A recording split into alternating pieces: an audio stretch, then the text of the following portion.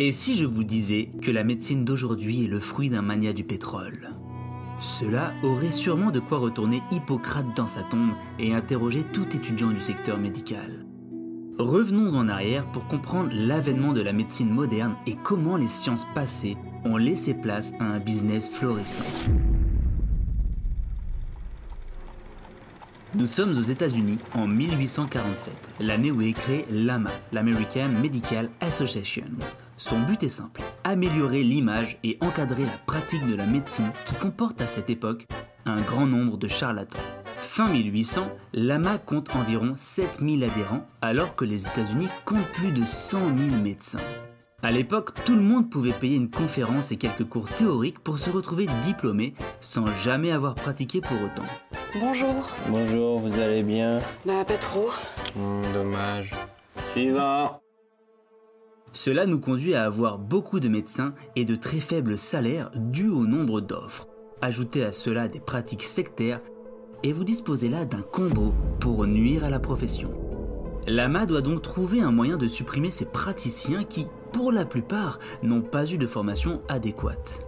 Et quand des rumeurs énonçant que des personnes suivant des cures de 20 à 40 jours de jeûne pour se sentir revitalisées arrivent aux oreilles des grands dirigeants de l'AMA, c'en est trop. Il faut agir et agir vite. Le secrétaire général de l'association médicale américaine décide donc de mettre l'importance sur le flux financier, comprenant que l'argent permet l'action. L'idée est donc de faire croître financièrement l'association.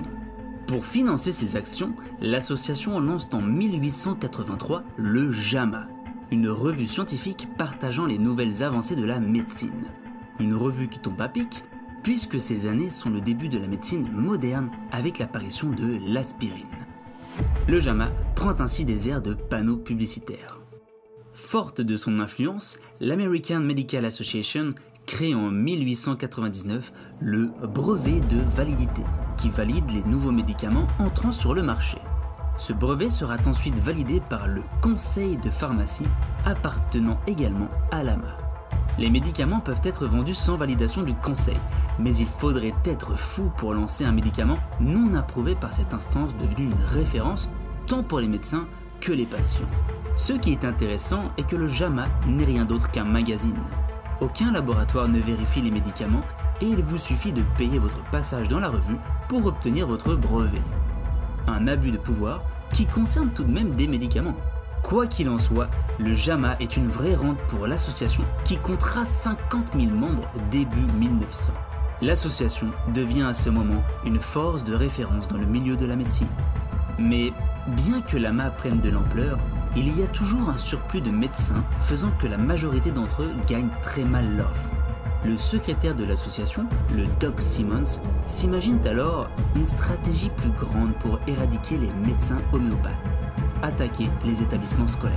Cependant, aucun directeur d'établissement ne veut fermer. Il faut donc à Simmons un nouvel allié pour mener la bataille. Et il le trouvera en 1904 sous le nom de John D. Rockefeller. Aimé et détesté à la fois, Rockefeller est devenu riche grâce au raffinement de pétrole et fait partie des personnes qui ont transformé les USA en société industrielle capitaliste. Alors on se demande quel lien avec la médecine? Fin des années 1800, les pressions des ouvriers poussent les millionnaires à créer des fondations philanthropiques. Certaines familles riches bâtissent des universités, d'autres des bibliothèques. L'idée n'est pas de donner pour avoir bonne conscience, mais de donner pour investir les grandes institutions qui, demain, fourniront la main-d'œuvre qualifiée à cette nouvelle société en devenir. Et c'est ainsi que naît la fondation Rockefeller en 1913. La famille Rockefeller laisse la direction de leur fondation à un homme d'église, Frederick T. Gates. Pour lui, la philanthropie permet vraiment de faire avancer le monde. Et ce pasteur passionné de médecine voit dans la révolution médicale un avenir radieux pour l'humanité. Si au début du siècle, la médecine n'était pas sujette à investissement, c'était simplement parce que le retour sur investissement n'existait pas. Au début 1900, ce cashback devient possible avec la révolution médicale. La révolution scientifique se coupe alors à la médecine et permet à Rockefeller de redessiner ce pilier qu'est la médecine traditionnelle. Il finance un organisme de recherche accompagné d'un laboratoire avec un don total de 6 millions de dollars, une somme énorme pour l'époque. La propagande médicale ridiculise les pratiques de la médecine populaire au profit de la science émergente, soutenue par les travaux de Louis Pasteur et autres noms célèbres qui mettent en avant les miracles de la médecine moderne. Pour accompagner cette guerre contre la médecine populaire, l'AMA commande un classement des écoles de médecine. Elles sont ainsi classées par 3 catégories, acceptables, à améliorer ou non acceptables. Rockefeller promet ensuite d'ouvrir son porte-monnaie aux premières écoles du classement. À la suite de cette étude, il sera classé en tête de liste les écoles demandant 2 ans d'études avant d'entrer dans un cursus de formation. Ce qui, vous vous en doutez, fait le tri parmi les étudiants et enlève les pauvres de la liste. Le nouveau médecin prend ainsi les traits d'un homme blanc et de la classe supérieure.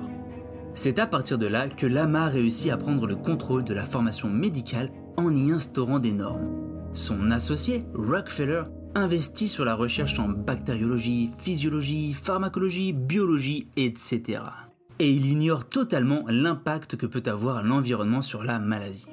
Les écoles d'homéopathie passent ainsi de 23 en 1900 à 2 en 1923.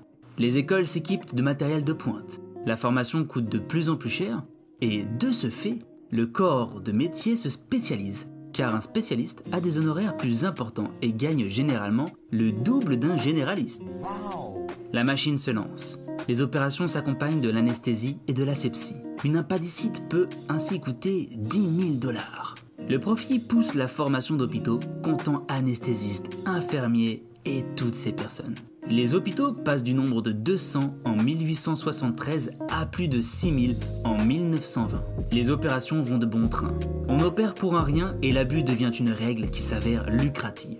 Le corps humain se voit découpé en différentes sciences et les médecins deviennent des ingénieurs cherchant une cause mécanique à la maladie. En devenant une profession scientifique, la médecine ne pense plus aux causes liées à l'environnement du patient, mais cherche simplement le problème à traiter sur le moment. Plus aucun médecin ne pratique sa profession comme un art où l'on accompagne le malade.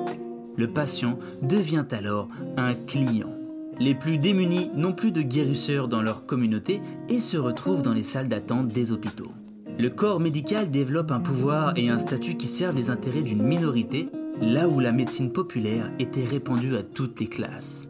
Si cette histoire se passe aux États-Unis, Rockefeller utilise la médecine pour coloniser le monde de cette nouvelle vision. L'Europe copie ce modèle et Rockefeller, qui est déjà implanté en Chine, consacre 45 millions pour occidentaliser la médecine chinoise. Aux oubliettes les petites aiguilles et 2000 ans de pratique, place à la médecine scientifique. Et alors que les médecines homéopathiques et les jeunes thérapeutiques furent jadis une norme, les soigneurs et partisans de ces méthodes sont marginalisés, puis disparaissent. Après tout, aussi efficace puisse être cette médecine alternative, elle rapporte moins qu'une opération. Cette dose de savoir était issue du livre Le jeûne, une nouvelle thérapie de Thierry de L'Estrade.